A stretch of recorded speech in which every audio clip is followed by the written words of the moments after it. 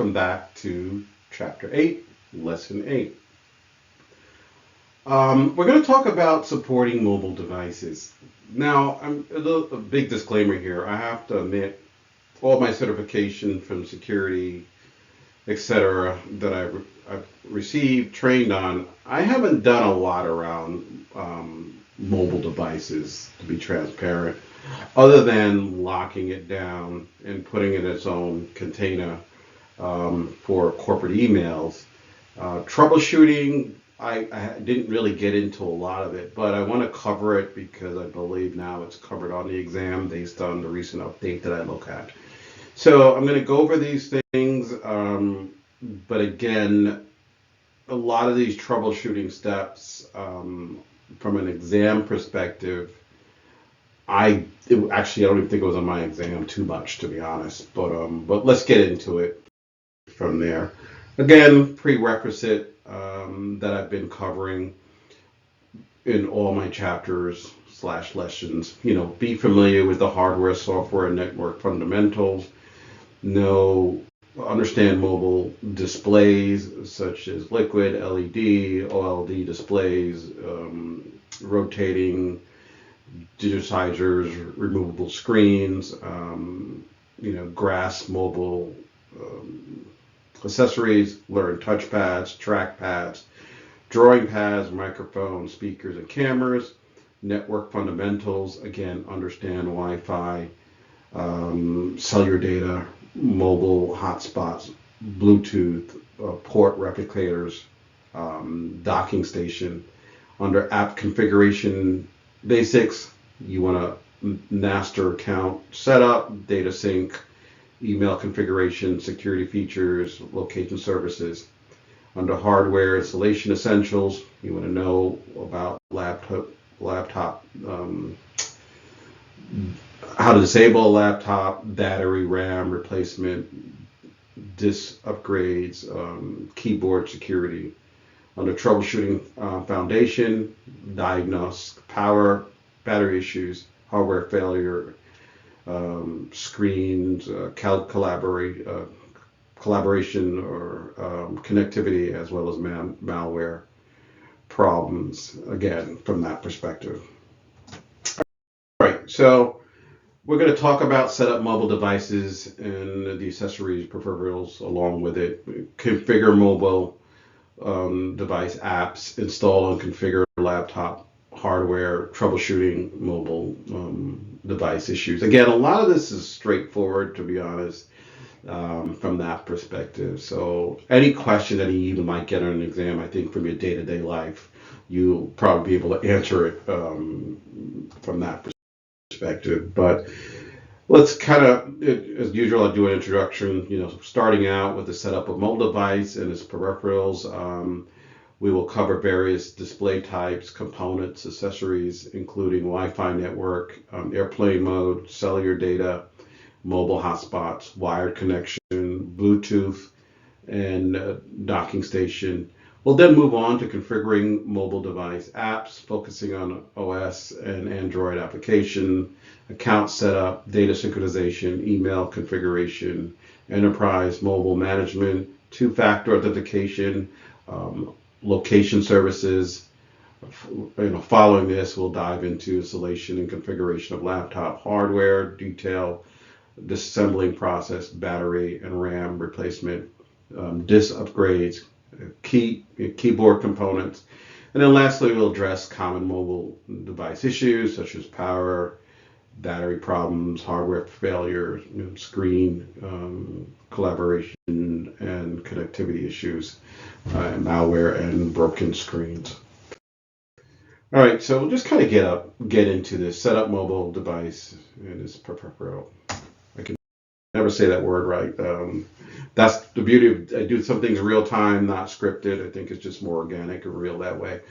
Anyway, so how set up a mobile device and its peripherals. So the mobile display types come with various display technology, each offering distinct benefits. The choice of display types can affect the device's performance, energy consumption, and visual quality. So the first thing here I have here is liquid crystal display, LCDs. LCDs are common in many mobile devices. They work by using liquid crystals to control light, offering clear and bright displays. LCDs are cost effective and provide good color accuracy and sharpness from that perspective. LED backlit display. So LED backlit displays are an enhancement of traditional LCDs, utilizing LED lights to illuminate the screen. Again, this technology results in better brightness, contrast, energy efficiency compared to standard LCDs. Organic LCD display, OLED displays, are organic components that emit light when an electric current passes through them. They offer superior color quality, deep blacks, and better energy efficiency. OLED screens are thinner and more flexible, making them ideal for modern mobile devices. So your setup of these and other peripherals that go along with it. So mobile display components that include the screen, digitalizers, as well as various sensors. These elements work together to provide visual output and touch input functionalities. So it's really the digitalizer function is responsible for detecting touch input on the screen. It converts touch gestures into digital signals that the device can interpret and respond to, enabling interactive use. Rotating and removable screen. Some mobile device features rotating or removable screens that's offering flexibility in usage. This design enhances the versatility of the device, allowing it to be used as both a tablet and a laptop. So how do you set that up? Mobile devices can be paired with various accessories to enhance functionality. Touchpad and trackpad used for precise control and navigation. Drawing pad, ideal for artists and designers for creating digital work. Microphone and speakers, essential for audio input and output. Camera, integral for capturing photos and videos, as well as video conferencing. Networking connectivity. So the Wi-Fi networking allows mobile devices to connect to the internet. Connect to the internet wirelessly, providing high-speed internet access and enabling various online activities. Airplane mode. Airplane mode disables all wireless communications on a mobile device, including Wi-Fi, Bluetooth, cellular connection. This is used during flights to comply with airline regulations. Now, again, a lot of this, I figure anyone taking this knows this already. So, but from a definition, from an exam perspective, I felt I still needed to cover it because the wording and how you answer it has to be in line with what the exam would expect. So again, moving forward with just setup. So you have cellular network data. So mobile devices can connect to cellular networks to access data services, enabling internet use and app functionality without relying on Wi-Fi. Mobile hotspot and tethering. A mobile hotspot allows a device to share its cellular data connection with other devices via Wi-Fi. Tethering achieves the same through a USB or Bluetooth connection. That's the one difference that you should be made aware of. Mobile wired connectivity methods. So wired connectivity methods such as USB cables enable direct data transfer and charging between mobile devices and other peripherals or computers. So setup of mobile devices and peripherals. Again, Bluetooth is one that definitely we use a lot. It provides a wireless connection method for various peripherals such as headphones, keyboards, speakers, allowing for convenient and cable-free usage. Port replicator and docking station. Replicators and docking stations really expand on a mobile device connectivity options, providing additional ports for USB devices, monitors, and other peripherals, enhancing productivity. Again, we've all used them before, so we know what those are. So let's talk about configuring the mobile device. Again, mobile devices are software, mobile device apps, to be clear, are mobile apps that are software applications that run on your smartphone or your tablets. They enhance the functionality of mobile devices, such offering a wide range of services and features tailored to the user needs. From an iOS app perspective, the iOS apps are developed specifically for Apple mobile operating systems. They're available through the App Store and are known for their high security and seamless performance and intuitive user interactive. Android apps are designed for devices running the Android operating system. They are available through Google Play Store and other sources, offering extensive customization options and a diverse range of functionality. I own both platforms. From my perspective, this is me personally, I find the iOS app platform a lot more stable.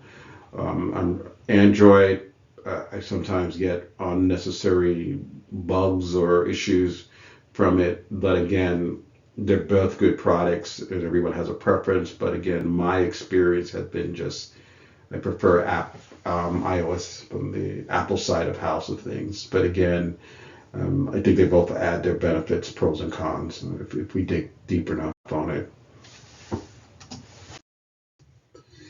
So account setup. So again, setting up an account on a mobile device involves creating or logging into a user account to access various services. This process typically requires entering personal information, choosing security settings, and agreeing to terms of agreement. Synchronization. Mobile devices can synchronize various types of data, including contacts, calendars, emails, and files.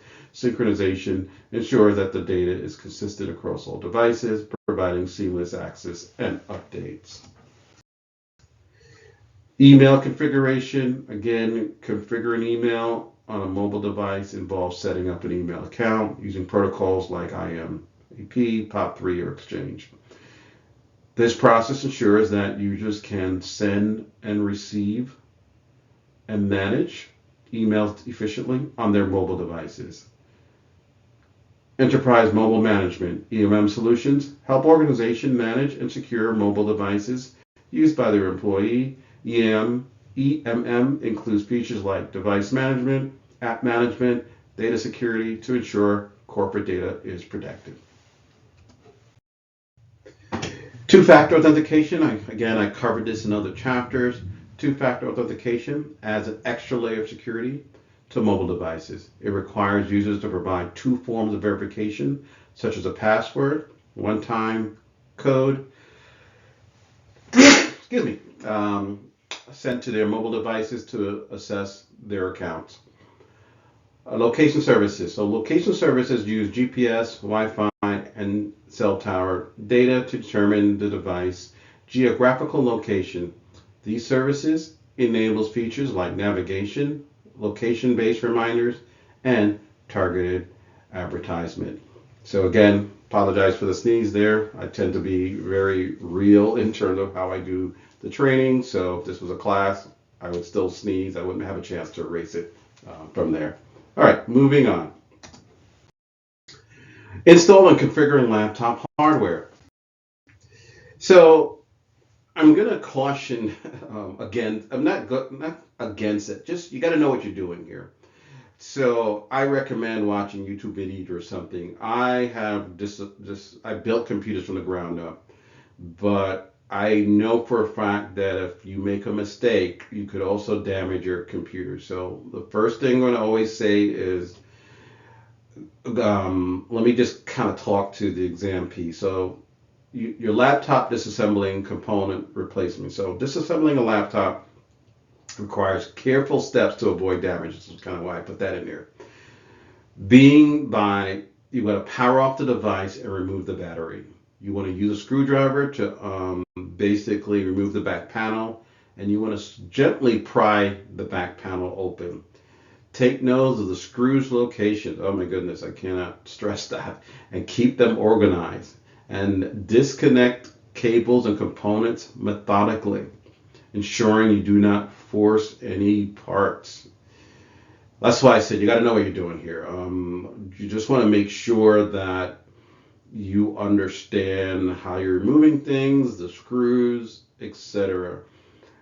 When I got my A plus certification and my other certification, I had actually bought a franchise store called Friendly Computers, similar to a Geek Squad. So we were taking in laptops, which were back then, a little bit more expensive, a lot more expensive actually. Um, but we had to be very careful as we removed the components and we knew how to put it back together. Sometimes my technicians would make mistakes, and guess what? I had to buy a new laptop. So anyway, I just want to make sure I want to put this in here, but just be very careful. And if you're unsure, I would take it to a service provider. But again, if eventually your role will be to do this yourself or do this for your own business, or again, do this for your employer, it's important to be very, very careful on this step. And then, so then now let's talk about replacement of certain parts. So your AC adapter. So the AC adapter is a vital component that converts AC power from the wall outlet into a suitable DC power for your device. It's essential to use the correct adapter to match your device voltage and current requirements. A mismatch or faulty adapter can cause severe damage or even render the device inoperable. Like I said before, when we used to service systems, we made some mistakes here. So this is very important to understand. Make sure you have the right AC adapter for the system, even if you're ordering and replacing it. Battery power refers to the energy stored within the battery, again, which powers your device when it's connected to an external power source. Effective management of a battery's power includes monitoring the battery health, avoiding deep discharge, and using power saving settings to extend the battery life. So again, regularly checking the battery status helps ensure optimal performance. So you've taken apart the back of the computer, you want to install and upgrade your RAM. Again, checking with the manufacturer, making sure you got the right RAM is going to be important. So again, upgrading or replacing RAM adapters involves assessing the internal components of the laptop. After you've disassembled it, located the RAM slots, and gently release the existing RAM by pushing the clips outward. Insert the new RAM sticks as an angle and then pressing firmly down until it clicks into place. For adapters, locate and remove the old adapter and install the new one. So again, kind of from an exam perspective, it's kind of giving concept, but again, I will also recommend YouTube videos that kind of help you through just so you understand this a little bit more. I did put it into my own video, but again, each manufacturer is different and how you upgrade their RAM. So that's why you just can't make a training guide or a lesson that's going to fit everything. What I put in is kind of the overview of how it all works, but it's going to be very particular to the laptop that you purchase and what you're trying to do. And that's why I say go to YouTube to look at the manufacturers and look at how others have done it. The same concept applies, but the motherboard might be a little bit different. So again, you look at upgrade and replacement. So to upgrade or replace a hard drive or SSD card, SSD drive, first back up your data, always back up.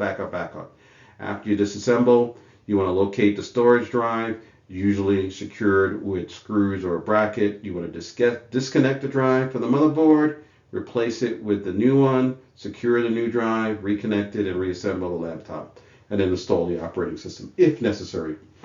I've done this when I've had to build. I used to build computers from scratch. Haven't built laptops. I used to build gaming systems, and that's some of the things I would do. As it relates to keyboard and security components replacement, replacing a laptop keyboard or security component such as fingerprint scanners involves removing the top panel and carefully disconnecting the faulty part. You want to install the new component with precision to ensure that they function correctly, and you want to enhance the laptop's usability and security. Let's talk about troubleshooting mobile devices. As you think about troubleshooting mobile devices, you're going to have probably 2 or 3 areas to be concerned with: power and battery issues. So, power and battery issues can cause frequent shutdowns or failures to the power, basically. Now, a common solution is going to include just checking the power adapter to ensure the battery connections are secure. And you may just need to replace the battery if it's no longer holding the charge. That's a common problem. And then regularly, you want to do calibration, which can also extend the battery life. The other thing that you may run into is hardware failure issues, such as malfunctioning keyboards or faulty motherboards, which does happen. You could have several impacting the laptop performance. Again, solution, generally you run some level of diagnostic to test, to identify the problem. Then you want to replace the faulty component and ensure proper ventilation from overheating. Again, I gotta tell you how many laptops we corrected or fixed based on just faulty ventilation, because people just really didn't understand that you need to have it in an air condition or an area where that fan could basically cool the system down. So again, that's very important from that perspective. Additional broken screens. I could tell you I have a broken screen right now sitting on my mobile device. Now the good thing is I have a protector, so if I remove the protector, then I'm good. But it's a common hardware issue that can severely impact your device usability. The physical damage often results from drops or impact, that's why I said get a protector. No matter what, get a protector for your device. Leading to cracks or complete shattering of the screen, which is the digitalized screen, which is your digital screen. Again, the digital screen issues occurs when the touch screen becomes unresponsive or registers incorrect inputs. Now, this problem could arise from software glitches, hardware malfunctions, or calibration errors. Recalibrating the screen or updating device firmware can usually resolve this issue. In severe cases, professional repair may be required. Now, also making sure you're doing your security updates and fixes also sometimes will do it. Cursor issues, again, this can manifest as a erratic movement, lagging, or complete unresponsiveness. These problems are often related to software glitches, outdated drivers, or calibration errors. Again, troubleshooting steps include device drivers, recalibrating the screen, or performing a systems reboot will resolve the issues generally. I would say 90% of the time. Okay, connectivity issues. So connectivity issues such as Wi-Fi or Bluetooth problems can disrupt productivity. Solution involve updating network drivers, resetting the router, ensuring the laptop wireless resettings are correctly configured. Checking for interface can also help in resolving the issue. And I'm going to add, make sure your modem is on. Make sure you didn't have a power outage. Make sure one of the kids didn't plug something out. I could tell you again from personal experience, I'm troubleshooting only to find out is the modem was plugged out, or someone came and was plugged in a vacuum and plugged out the modem. So again, just make sure your basic steps around is something on. That could save you hours of troubleshooting, only to find out that, oh, duh, it wasn't on. Anyway, again, just some feedback from past experience. Malware. Again, malware can significantly compromise laptop security performance. Solutions include running regular antivirus scans, updating security software, and avoiding suspicious downloads of existing website, implementing strong passwords, and enable firewall protection are crucial preventive measures. Yeah, can't say enough about that. Just make sure you're running all your policies, everything's updated. You're practicing secure hygiene from that. Again, you're going to see it less on an app iOS than you will on an Android. So just pros and cons from there. All right, so let's talk about some of the questionnaires from Chapter 8, just to cover what are the different types of mobile displays and what are the primary characteristics. So mobile displays come in various types, included liquid crystal display, LCDs, light emitting diode, which is LED, or backlit display, organic LED or OLED display. LCDs are known for their low power consumption and decent image quality. LED backlit displays offer brighter, and efficient, brighter brightness and energy efficient. OLED display provides superior color contrast, wider viewing angles, as well as making them ideal for high quality visual experience. Again, just remember those definitions from there. All right, what are some key components and accessories of mobile displays? Key components of mobile displays include the digitalizer, which converts touch inputs into digital signals, and the rotating of removable screens, which enhances flexibility, user convenience. Essential mobile device accessories include Wi-Fi networking capabilities, airplane mode for safe use during flights, cellular network data for internet access, mobile hotspot and tethering option for sharing internet, wired connection methods for direct data transfer, Bluetooth wireless connection for peripheral devices, and data replicas and docking stations for expanding connectivity. Okay, let's move on from here.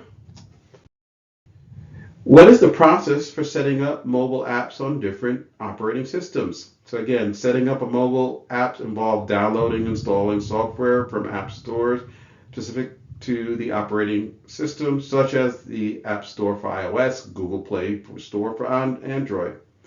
The process includes creating and signing into an account, synchronizing various types of data such as contacts and calendars. Configuring email uses specific methods, example IMAP, POP3, managing enterprise mobile through these tools, enforces secure policies. You want to enable two-factor authentication for added security and configure location services to enhance app functionality. Again, the location service one, again, do it per app, but don't just turn it on for all apps. What are common power and battery issues in a mobile device, and how can they be resolved? Again, common power and battery issues include the rapid battery drain, which happens device not powering on, and incorrect battery percentage display. These issues can be resolved by recalibrating the battery, replacing the battery if it's faulty, checking for software updates that optimize power usage, ensuring the charging cable and adapter are functional. For persistent problems, again, seek professional repair service is advisable. Again, you can also troubleshoot yourself. Just make sure you know what you're doing from that perspective. What are effective methods for dealing with malware on mobile devices? Again, those effective methods for dealing with malware really is making sure you have antivirus software running, regular updates to the device's operating system. Again, avoid downloading apps from unknown sources. Perform a factory reset if the device is severely compromised. I've had to do that once or twice. Regular backup are important of your data, which can help mitigate your data loss in case of malware attacks. Glossary of terms, again, I don't read everything here, but again, study these carefully and understand what they mean from that perspective. So again, liquid display, LED backlit display, organic LED, rotating screen, removable screen, drawing pad, cellular network data, Bluetooth, mobile hotspot, port replica, and docking station. Again, continuing account setup, data synchronization, email configuration, two-factor authentication, disassembly processes, battery replacement, RAM replacement, power and battery issues, hardware failures, screen calibration, connectivity issue, and malware issue. All right, thank you. This is chapter 8, lesson 8, and we'll move on to the final chapter, chapter 9. All right, thank you.